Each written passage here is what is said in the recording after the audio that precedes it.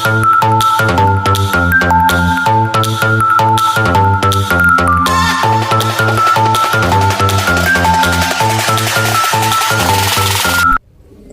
Guys, আজকে আপনাদের সাথে আমি একটা রেসিপি শেয়ার করব।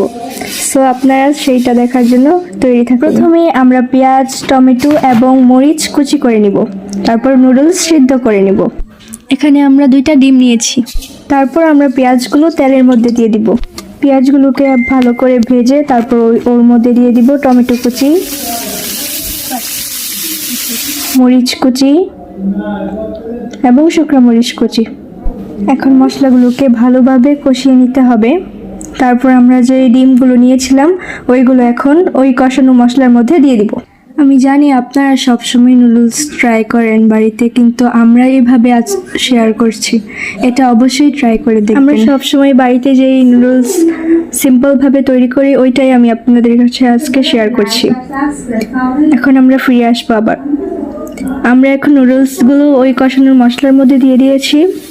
এখন আমরা এগুলো ভালোভাবে ভেজে নিব।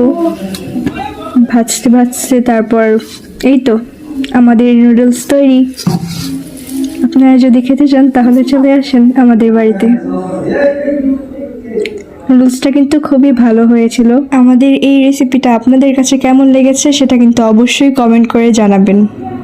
আমরা অপেক্ষা করে থাকবো। Bye bye.